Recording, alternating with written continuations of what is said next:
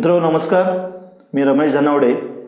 रायगड टाइम्सच्या बी positive या कार्यक्रमामध्ये आपलं हार्दिक स्वागत.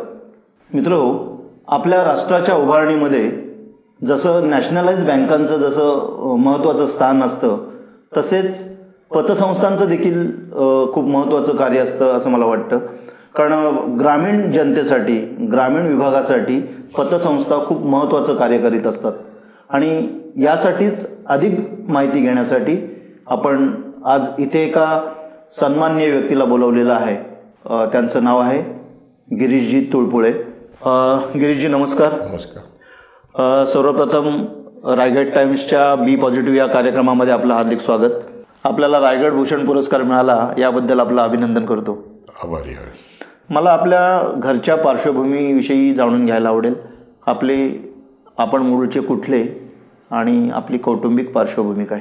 माझ्या वडिलांचं गाव जरी कोकणात असलं तरी त्यांच्या नोकरीनिमित्ताने आम्ही या जिल्ह्यामध्येच आलो आणि माझा जन्म आणि माझं कॉलेजपर्यंतचं शिक्षण हे अलिबागलाच झालं.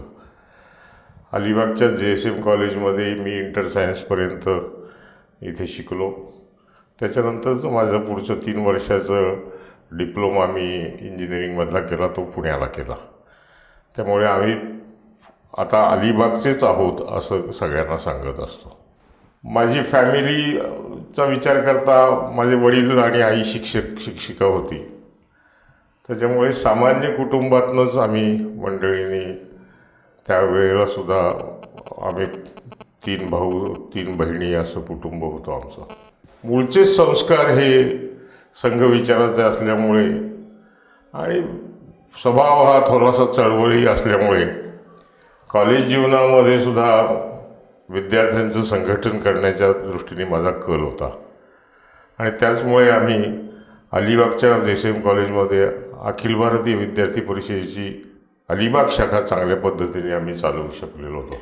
मला वाटते तुम्ही क्रीडा क्षेत्राशी अगदी जवळून त्या काळामध्ये काम केलेलं आहे. शाळेच्या जीवनापासूनच शेवटचे 11वी 12वीपासून आणि कॉलेजमध्ये असताना विशेष करून क्रिकेट आणि कॅरम ह्या 2 गोष्टी आम्ही खेळत होतो. 3-4 वेळेला मला इंटर कॉलेजिएटमध्ये खेळण्याच्याही संधी मला मिळालेली होती. पण कॅरमची विशेष आवड राहिल्यामुळे मी अगदी आजपर्यंतही कॅरम खेळत असतो आणि म्हणून मी गेले अनेक वर्ष कॅरम असोसिएशनचा संचालक सदस्य असल्यामुळे गेले 13 वर्ष 14 वर्ष माझ्याकडे रायगड जिल्हा कॅरम असोसिएशनची अध्यक्ष म्हणून जबाबदारी आहे. त्या जबाबदारीच्यामुळे मी रायगड जिल्ह्यामध्ये कॅरमचा प्रचार आणि प्रसार व्हावा या दृष्टीने दर 2-3 महिन्यांनी राज्यस्तरीय जिल्हास्तरीय मॅचेस या आम्ही घेत असतो. इथे कॉलेज जीवन संपल्यानंतर एक सर्वसाधारण ट्रेंड असा असतो की आपण कुठेतरी नोकरी मिळवावी आणि नोकरीकडे वळावं असं असतं. पण तुमच्या बाबतीत असं काही झालं का की तुम्ही नोकरीकडे वळलात की व्यवसायाकडे वळलात? नाही, कॉलेज जीवन संपण्याच्या अगोदरच मी आंदोलनाच्या चळवळीमध्ये सहभागी झाल्यामुळे आणि विशेष करून त्या काळामध्ये 74, 75, 76 या काळामध्ये आपल्या देशामध्ये जी काही एक विचित्र परिस्थिती निर्माण झाली आणि ज्याचं पर्यावसन हे इंदिरा गांधींच्या सत्ता पिपासामध्ये निर्माण झालं आणि दुर्दैवाने या देशावरती आणीबाणी लादली गेली आणि या विरुद्ध आम लोकांच्या मध्ये असंतोष होता. तसा माझ्यासारख्या एका कार्यकर्त्याच्या मध्ये सुद्धा असंतोषच होता आणि म्हणून अलिबागच्या कॉलेजमध्ये पुन्हा एकदा आम्ही या विरुद्ध आंदोलन करण्याचं ठरवलं आणि त्याच्याविरुद्ध आम्ही आंदोलन केल्यामुळे आम्हाला जवळजवळ 14-15 महिन्यांचा विसा भोगावा लागला. त्या आंदोलनामध्ये मी सुरुवातीला नाशिकला आणि नंतर ठाण्याला असे 14 महिने आम्ही जेलमध्ये काढले. त्यामुळे नोकरी व्यवसाय करण्याच्या अगोदरच ह्या सगळ्या गोष्टी आल्या. त्या काळामधल्या काळामध्ये थोडंसं व्यवसाय करण्याचा प्रयत्न केला पण तो या सगळ्या आंदोलनाच्यामुळे बुडला. पण त्यानंतर मात्र मी बाहेर जेव्हा 77 साली आलो त्यावेळेला भारतीय जनसंघ किंवा BJPचं मी काम करायचो पण शेवटी पोटापाण्याचा तरी उद्योग करणं गरजेचं होतं आणि मग मी प्रिंटिंग प्रेस माझा सुरू केलेला होता. किती वर्ष चालवलीत? मी जवळजवळ 30 वर्षे 29 वर्ष पूर्ण प्रिंटिंग प्रेस चालवला. मी घेतलेलं शिक्षण आणि प्रिंटिंग प्रेस हा व्यवसाय पूर्णतः एकमेकाला कॉन्ट्रास्ट होता.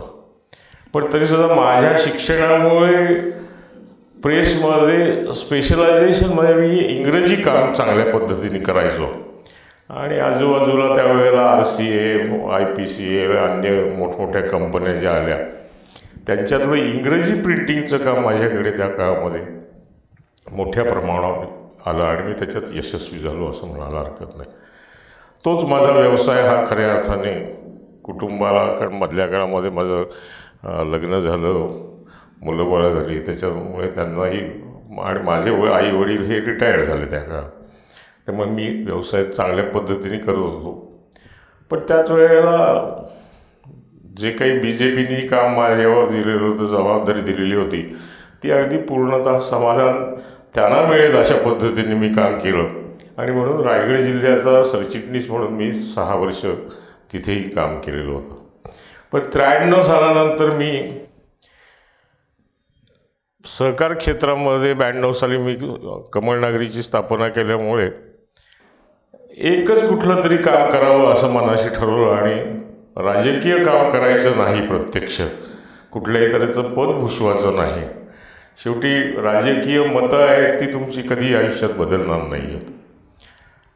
त्यामुळे मी सहकारी क्षेत्रामध्ये काम करायचं ठरवलं आणि ह्या अलिबाग शहरामध्ये आता बरोबर आजच्यापासनं मागे 27 वर्षापूर्वी कमळनगरी सहकारी पतसंस्थेची स्थापना केली. तुमचा मूळचा पिंड तसा सहकार क्षेत्रातलाच होता, चळवळ्या स्वभाव होता, त्याच्यामुळे कुठेतरी वेगळं पण काहीतरी जपावंसं असं तुम्हाला वाटत होतं आणि याच्यातूनच कमळनगरी संस्थेची स्थापना झाली. काय कमळनगरी पतसंस्थेची स्थापना झाली म्हणजे एक पहिला विचार त्याच्यातला असा होता की राजकीय क्षेत्रामध्ये जर काम करायचं असेल तर संस्थात्मक पाया तुमचा कुठेतरी असला पाहिजे.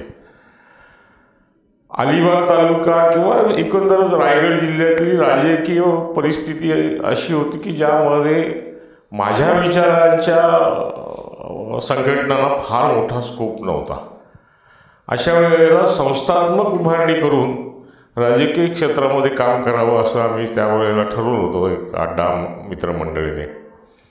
आणि म्हणून मी कमळनगरी पतसंस्थेची अलिबागला स्थापना केली. पण स्थापना केल्यानंतर एक 2-4 वर्षात असं लक्षात आलं की राजकीय क्षेत्र आणि सहकार क्षेत्र एका हातात हात घालून चालू शकत नाही, त्याच्यात खूप बंधनं येतील. बरोबर.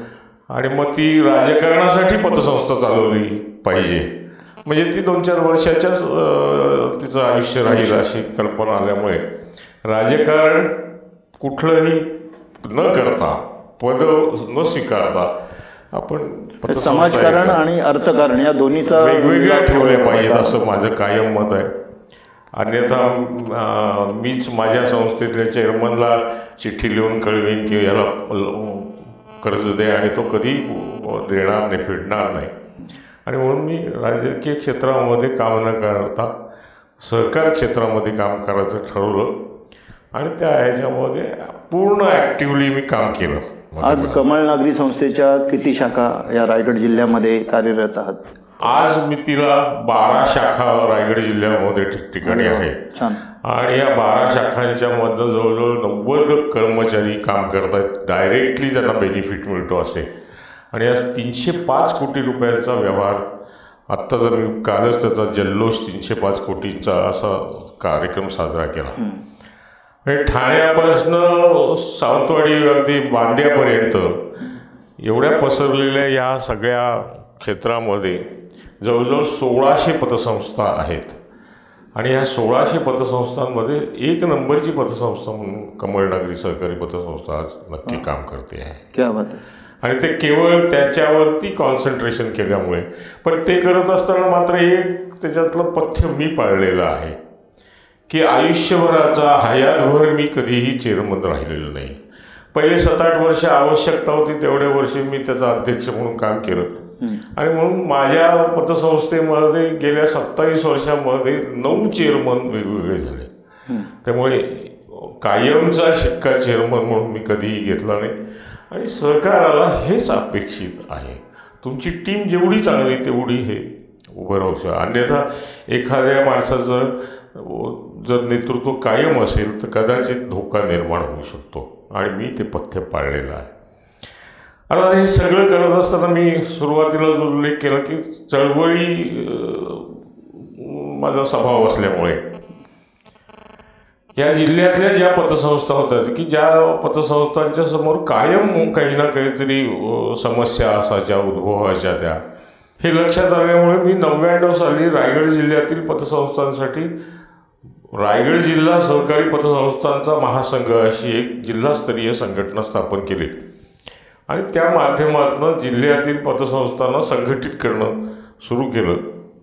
त्यांचे जे रोजचे प्रश्न आहेत विशेष करून पतसंस्थांच्या महासंघाचं एक अशी भूमिका राहिली की जिल्ह्यातील जे काही पतसंस्था आहेत त्या पतसंस्थांचे आणि जिल्हा स्तरावरचे जे अधिकारी सहकार अधिकारी आहेत म्हणा किंवा राज्यस्तरावरच्या अधिकारी आहेत यांच्यामध्ये संवाद साधण्याच्या दृष्टीने पतसंस्थांच्या महासंघाचा एक चांगला उपयोग त्या काळामध्ये झाला. विशेष करून या जिल्ह्याची जी या सगळ्या सहकारी क्षेत्राची एक ॲपेक्स बँक आहे, जिल्हा मध्यवर्ती बँक आहे. या मध्यवर्ती बँकेचं आम्हाला कंपल्सरी तिथे आमचे अकाउंट्स असणं आवश्यक असतं. म्हणून ह्या पतसंस्थांच्यासाठीचं जे काही संपर्क आहे तो संपर्क जिल्हा मध्यवर्ती बँकेशी महासंघाच्या माध्यमातून आम्ही साधला आणि महासंघाच्या माध्यमातून आम्ही जे काही वसुली अधिकारी दिले त्या वसुली अधिकाऱ्यांनी या जिल्ह्यातील आमच्या सभासदांच्या पतसंस्थांची थकबाकी मोठ्या प्रमाणावर त्या काळामध्ये. आपण ज्या वेळेला ही पतसंस्था एखादी चालवता त्यावेळेला सगळ्यात मोठा प्रश्न जर येत असेल तर तो म्हणजे थकबाकीचा. मग त्याच्यामुळे होणारी काही परिणाम दुष्परिणाम म्हणू आपण असं काही होतं का? ज्याला कर्ज दिलं त्याला देताना निश्चितपणे त्याच्या सगळ्या बाजू लक्षात घेतलेल्या होत्या. फार थोड्या ठिकाणी असं चुकतं माप त्याला दिलं गेलं असेल पण दुर्दैवाने त्याचा व्यवसायच बंद पडला. आता उदाहरणच मी सांगतो की खोपोलीसारखं शहर आहे. पूर्वी खोपोलीला 5-6 पतसंस्था चांगल्या पतसंस्था होत्या पण एक्सप्रेस वे जो झाला त्या एक्सप्रेस वेमुळे खोपोलीतनं गाड्या जाणंच बंद झालं आणि साहजिकच तिथल्या दुकानदारांच्या व्यवसायावरती परिणाम झाला. त्याचाच पर्यावसान पतसंस्थांच्या व्यवसायावर झाला. त्याने व्यवसायाला कर्जदाराला व्यवसाय करण्यासाठी कर्ज चांगल्या पद्धतीने दिलेलं होतं पण मुळातच त्याचा व्यवसाय जर बंद झाला तर त्याला तो पतसंस्था जबाबदार आहेत असं मी म्हणणार नाही. अर्थात समाज आहे, समाजामध्ये काळेगोरे सगळीच असतात. काही यांची कुवत असून सुद्धा पैसे भरत नाहीत. मग अशांच्याकडनं कुठेतरी सक्तीने वसुली केली पाहिजे. कारण माझा एक कार्यकर्ता म्हणून दृढ विश्वास आहे आणि माझं आहे ते बरोबर आहे. मी त्या सहकाराच्या तत्वावर घासूनच बोलतोय की जर मला कर्ज मागण्याचा अधिकार कोणाकडनं असेल तर त्या कर्ज देणाऱ्याला वसूल करण्याचा पण तेवढाच अधिकार आहे. हे सुप्रीम कोर्टानेही मान्य केलेलं आहे आणि सगळ्यांनीच मान्य केलेलं आहे. पण दुर्दैवाने होत नाही. काही वेळेला अनेक अडचणी दोन्ही बाजूनी येतात. अशा वेळेला थकबाकी वसुली करून देण्याचं काम त्यावेळेला महासंघाने केलं. पण मग अशा वेळेला लिगल कॉम्प्लिकेशन्स काही निर्माण झाली तर मग ती कशी रिझॉल्व्ह करणार? नाही, लिगल कॉम्प्लिकेशन्स येतातच. एक तर आमच्या ह्या सगळ्या पतसंस्थांच्याकडे लिगल ॲडवाईस देणारे त्यांचे कायदेविषयक सल्लागार असतात. त्यांच्यातनं पुढे जाऊनच ह्या पतसंस्था थकबाकीदाराच्या वरती केसेस टाकतात. मग त्या केसेस सहकारी कोर्टात टाकतात. त्या केसेस सहकारी जे आमचे अधिकारी आहेत की ज्यांना ह्या ज्युडिशियल पॉवर्स आहेत त्यांच्याकडे करतात. ह्याही उपर आणखीन त्याच्यात अडचणी आल्या तर महासंघ त्यावेळेला त्यांना लिगल लेड पुरवायचं आणि त्याच्यातनं हे सगळ्या कॉम्प्लिकेशन्स सोडवण्याचा प्रयत्न आम्ही करत होतो. त्याचा खूप उपयोग पतसंस्थांना झालेला हे आहे निश्चित. घरचीच एक व्यक्ती ॲडव्होकेट निळा तोळपुळे मॅडम त्यांचं काही ह्याच्यामध्ये योगदान होतं का? व्यवसाय सुरू केला तो सगळ्या आणीबाणीच्या कालखंडानंतर सगळंच काही बुडालेलं होतं त्या ह्याच्यातनं केलं तर. पण अशा वेळेला समाजामध्ये शेवटी नीट ताट मानेने उभं राहायचं असेल तर निश्चित कोणाची तरी साथ असली पाहिजे. ती माझ्या पत्नीची मला मिळाली. माझी पत्नी ही BCom झालेली होती, पण आमच्या वडिलांच्या आग्रहासाठी तिने LLB त्या काळामध्ये लग्न झाल्यानंतर केलेलं आहे. आणि LLB नंतर तिने वकिली सुरू केली. ते वकिलीमध्ये चांगलं यश तिला मिळालं. तिनेही अनेक पदं या वकिलीच्या याच्यामुळे भूषवलेली आहेत. विशेष करून महिलांच्या केसेस ह्या मोठ्या प्रमाणावर त्यांनी सोडवल्या. माझी सुदैवाने सुनबाईसुद्धा वकील असल्यामुळे आणि सासूबाईंचं चांगलं सहकार्य असल्यामुळे दोघी मिळून चांगलं काम करतायत. कमळ नागरी संस्थेची गोशाळा ही कन्सेप्ट कशी नक्की आली पुढे, आणि आज ही गोशाळा आता तुम्ही नक्की कुठे आहे आणि त्याचं कार्य काय चालतं? मुळात कसं आहे, सहकार क्षेत्रामध्ये मी महाराष्ट्र राज्य पतसंस्था फेडरेशनचा मी महासचिव म्हणून 7 वर्ष काम केल्यामुळे महाराष्ट्रातल्या कानाकोपऱ्यामध्ये मी फिरलो. पतसंस्थांच्या अडीअडचणी निवारण्यासाठी जेवढा प्रयत्न केला तेवढंच माझ्या अनुभवामध्ये प्रचंड वाढ झाली. एका अर्थाने व्यापक दृष्टी होण्यासाठी माझं हे फिरणं उपयोगी पडलं असं निश्चितपणे म्हणावं लागेल. आणि मग मी ज्या वेळेला हे सगळं निरीक्षण करत होतो त्यावेळेला पतसंस्थासुद्धा काही ना काहीतरी अलाइड बिझनेसेस ज्याला म्हणता येईल ते करत होते त्यांच्या कुवतीप्रमाणे. त्यामुळे ह्या समाजामध्ये ज्या ज्या गोष्टी आहेत त्या गोष्टी सहकारी पतसंस्थांच्या जवळ असल्या पाहिजेत असा एक तो साधारण दंडक बनून गेलेला होता. आणि म्हणून जिल्ह्यामध्ये आपण अधिक काहीतरी वेगळं केलं पाहिजे. एक गोशाळा निर्माण करण्याचं ठरवलं. एकंदरच आपल्या भारतामध्ये म्हणजे ऋषीमुनींपासून गायींचं तर महत्त्व खूप मोठं आहे, परंतु मूळ देशी गाय जी आहे ती देशी गायीचं एका अर्थाने पूर्णतः उच्चाटन होणं सुरू झालेलं होतं. ब्राझील किंवा अर्जेंटिना किंवा ऑस्ट्रेलिया यासारख्या देशामध्ये आपल्याकडचं ब्रीड नेऊन आपल्याकडच्या गायी नेऊन त्याने तिथे उत्पादन सुरू केलं. आणि शास्त्रीयदृष्ट्या सुद्धा असं लक्षात आलेलं आहे की देशी गायींपासून मिळणारं जे दूध आहे त्यांच्यापासून निर्माण होणारं जे लोणी किंवा तूप आहे हेच खऱ्या अर्थाने शरीराला पोषक असं आहे.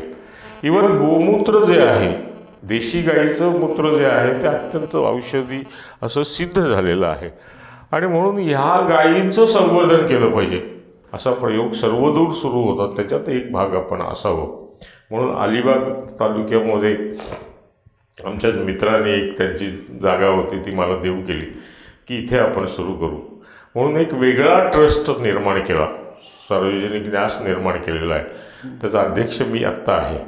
पण गेल्या वर्षी 2018 साली आम्ही हे सुरू केलं.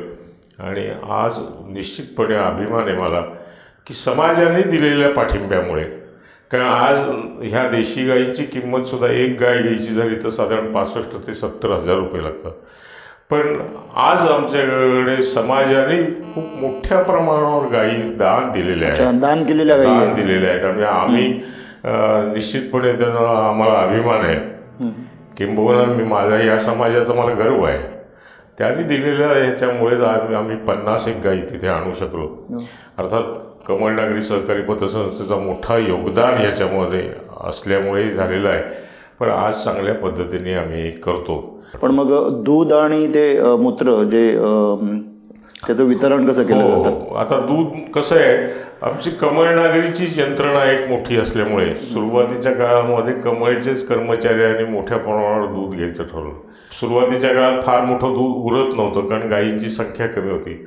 आता गायींची संख्या थोडीशी अधिक असल्यामुळे उरलेल्या दुधाचं तूप करतो आणि तूपही चांगल्या मोठ्या प्रमाणावर आज तूप नेण्यासाठी म्हणजे नंबर लागलेले आहेत आमच्याकडे.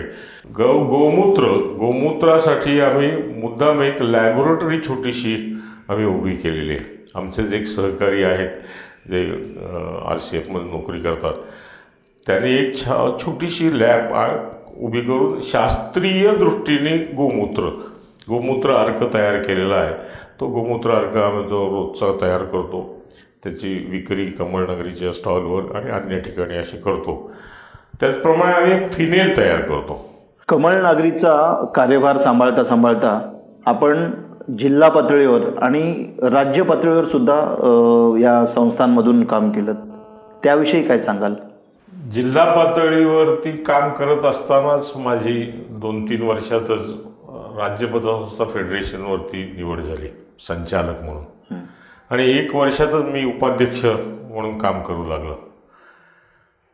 त्यावेळेला संपूर्ण कोकणामध्ये 6च पतसंस्था मेंबर होत्या राज्य पतसंस्था फेडरेशनच्या.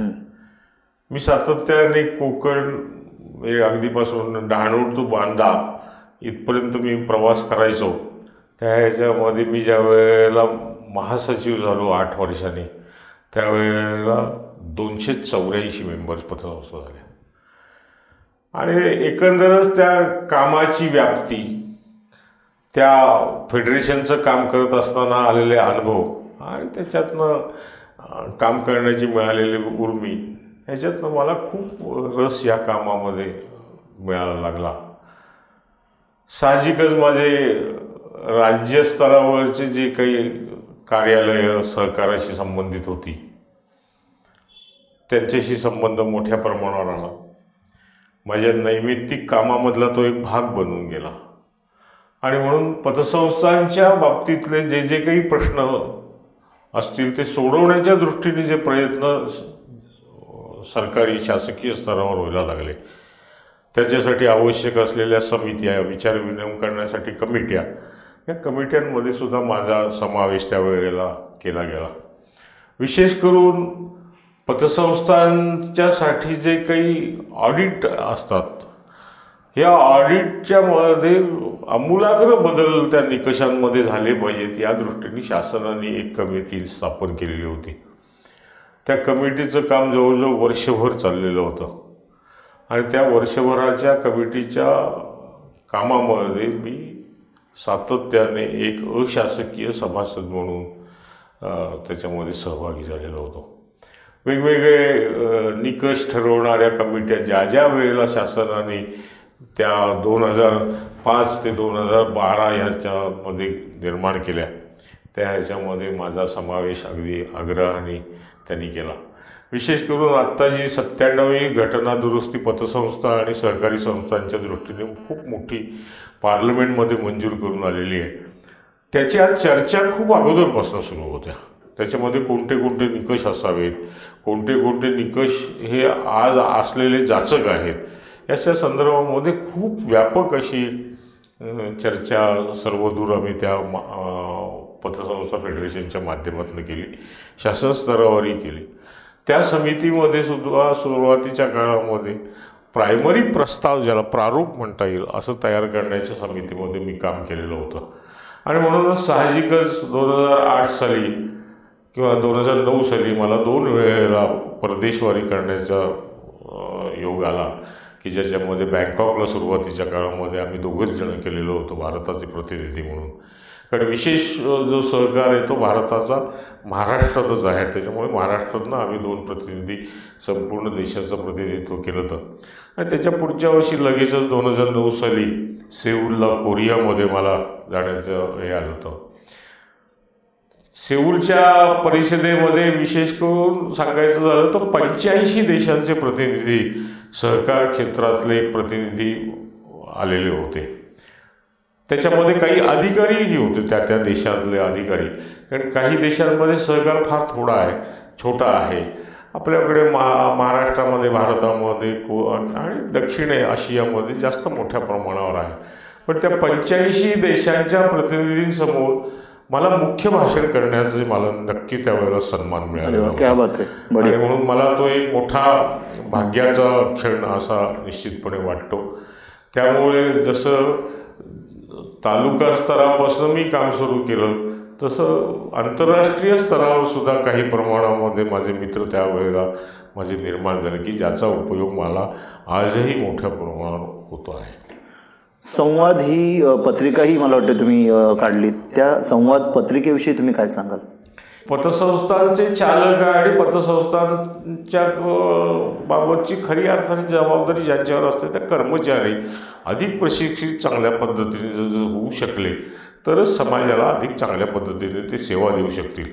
याच्यासाठी 2 वर्षापूर्वीपासून आम्ही एक सहकार संवाद सहकाराचा नावाचं एक पाक्षिक आम्ही करतो. छोटंसंच आहे, 6 पानीचं आहे, पण या महाराष्ट्रातल्या जे 500 ज्या माझे मित्रमंडळींच्या पतसंस्था आहेत त्यांना हे आम्ही पाठवतो. आणि या पत्रिकेमध्ये सहकारविषयक सगळं ज्ञान आम्ही देण्याचा प्रयत्न करतो, जेणेकरून त्या काही क्वालिटेटिव्ह काम निर्माण होईल आणि कर्मचारी अधिक चांगल्या पद्धतीने ग्राहकांना सेवा देतील.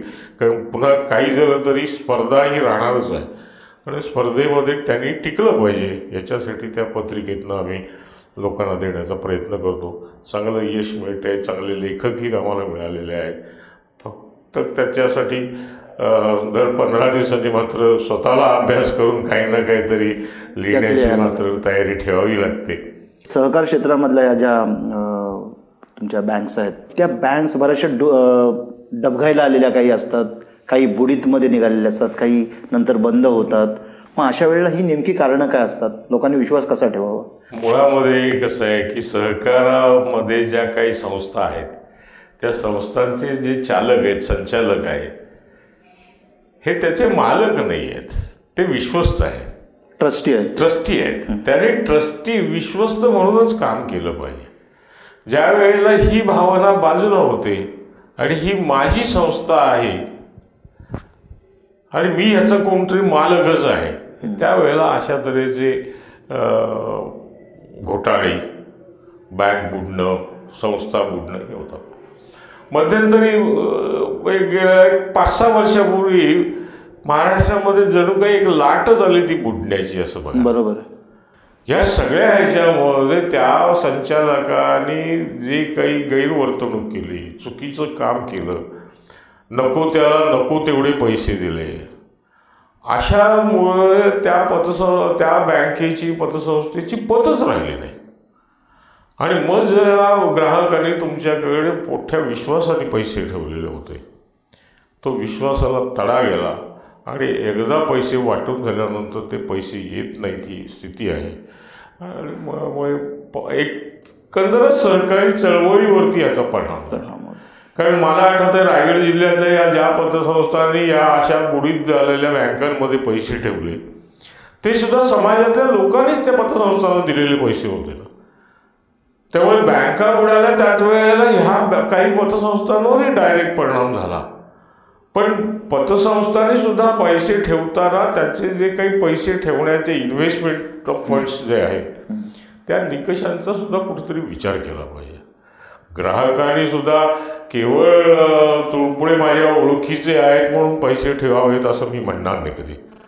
तुळपुळे ज्या संस्थेमध्ये काम करतात ती संस्थेचं काही आहे का क्रेडिट, ते क्रेडिट कशामुळे निर्माण झालेलं आहे, ती पतसंस्था कुठे पैसे ठेवते, हेही विचारात कुठेतरी घेतलं पाहिजे. आणि म्हणून आत्ता जे मी मगाशी उल्लेख केला की 97 घटना दुरुस्तीची पार्लमेंटने मंजूर करून आणली, त्या याच्यामध्ये असं म्हटलेलं आहे की सभासदांनीच निर्णय घ्यावा पैसे कुठे ठेवावेत ते. त्यामुळे सभासद जर जागरूक असेल तर अशा तऱ्हेच्या घटना होणार नाही तर खूप मोठा पसारा आहे आणि तो जो पोकळ असेल तर त्याचा उपयोग नाही. कमळ नागरीला आज अनेक पुरस्कार मिळाले, गिरीश तुळपुळेंनाही अनेक पुरस्कार मिळालेत, त्यांना मानमरातब मिळतोय, अनेक ठिकाणी सन्मान केला जातोय. आता रायगड भूषणसारखा पुरस्कारही आपल्याला आता मिळाला आहे, याविषयी काय सांगाल? मी पुरस्कार मिळाले हे सगळं मान्य करतो. दरवर्षी पुरस्कार मिळतच राहतात, चांगली कामगिरी आहे, पुरस्कार मिळत राहतील. पण ह्या पुरस्कारांचा स्वीकार करताना माझ्यासारख्या एका कार्यकर्त्याला निश्चितपणे असं वाटत असतं की एकंदरच समाजाचं काम खूप मोठं आहे. त्यातलं सहकाराचं काम एक विचार घेतला तर त्या सहकारसुद्धा खूप मोठा आहे. प्राथमिक विकास सोसायट्यांपासून सहकारी साखर कारखान्यांपर्यंत जर आपण बघितलं तर एवढा मोठा सहकार आहे की ज्याच्यामध्ये महाराष्ट्रातली 1/3 जनता सहभागी आहे. आणि त्या सहकार क्षेत्रातली एक सहकारी पतसंस्था, एवढंच क्षेत्र मी निवडलेलं आहे. म्हणजे एक सागरातला एक कण एवढा मी निवडलेला आहे आणि त्या कणातला सुद्धा काही भाग मी करतोय. त्याच्यामुळे माझं योगदान असं खूप मोठं डोंगराएवढं हिमालय एवढं आहे असं मी मानत नाही. रादर मी उलटं म्हणेन की ह्या सहकार क्षेत्रामध्ये सेवा करण्याची मला संधी मिळाली. मला तनमन धन अर्पण करून काम करण्याची मला खूप मोठी संधी समाजाने दिली निर्माण करून. हे माझं उलटं मी भाग्य समजतो. ह्याच्यामध्ये माझ्यासारख्या छोट्या कार्यकर्त्याला खूप शिकायला मिळालं. माझी दृष्टी व्यापक झाली. समाजाकडे संकुचित दृष्टी ठेवणाऱ्यांच्याबद्दल सुद्धा मला एक प्रकारचे असं निर्माण झालं की ह्यांनाही आपण काहीतरी शिकवावं, आपली पण दृष्टी अधिकाधिक मोठी व्हावी. माझा प्रवासामध्ये आलेला अनुभव, देशाटन केल्यामुळे आलेले अनुभव, या सगळ्याच्यामुळे माझी दृष्टी निर्माण मोठी झाली की जी कदाचित माझा असा विश्वास आहे की सहकाराला आणखीन पुढे नेण्यासाठी नक्की उपयोगी येईल.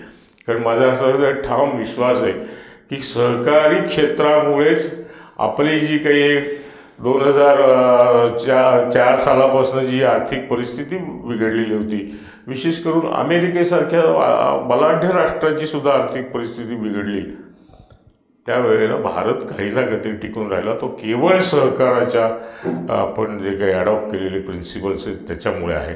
आणि म्हणून या सहकारी क्षेत्रामध्ये शेवटपर्यंत काम करायला मिळालं पाहिजे अशी माझी स्वतःची धारणा आहे. त्याच्यासाठी बाकी काही मागत नाही परमेश्वराकडे, माझी तब्येत चांगली ठेवली एवढं. नक्कीच समाजामध्ये एक काहीतरी घेणारा एक वर्ग असतो आणि काहीतरी देणारा एक वर्ग असतो. तुम्ही मला वाटते दुसऱ्या गटामध्ये मोडता, त्यामुळे नक्कीच तुमच्या त्या मनोकामना पूर्ण होतील. आता तुमच्या आयुष्यामधले पुढे वाटचाल कशी राहणार आहे, काय करायचं प्लॅन आहेत? नाही, मी जे काही कामं सुरू केलेली आहेत किंवा चांगल्या पद्धतीने चाललेली आहेत, हीच कामांमध्ये अधिकाधिक यश मला मिळावं आणि ते करण्याची मला उर्मी, ताकद, इच्छा, हे ज्या ज्या गोष्टी आवश्यक आहेत त्या मला मिळाव्यात. बाकी परमेश्वराने भरपूर काही दिलेलं आहे.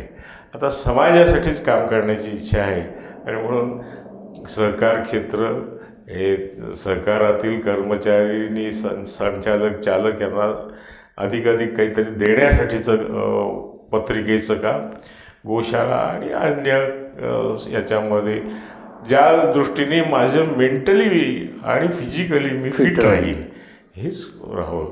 आपली जी मुलाखत आहे त्याचं नावच बी पॉझिटिव्ह आहे आणि अशाच व्यक्ती आपण इथे बोलवत असतो. आपण इथे आलात त्याबद्दल रायगड टाइम्सतर्फे रमेश धनावडेतर्फे धन्यवाद व्यक्त करतो. नमस्कार. तर मित्र हो, समाजामध्ये सहकार क्षेत्रामध्ये एक मोठं नाव असणाऱ्या गिरीश तुळपुळेंना आपण आज भेटलो. असंच आपण प्रत्येक रविवारी एका चांगल्या व्यक्तीला भेटणार आहोत, एक पॉझिटिव्ह सकारात्मक संदेश घेऊन येणाऱ्या व्यक्तीला भेटणार आहोत. त्यावेळेला पाहायला विसरू नका रायगड टाइम्सचा बी पॉझिटिव्ह रमेश धनावडेसह. धन्यवाद. रायगड टाइम्सला सबस्क्राईब करायला विसरू नका.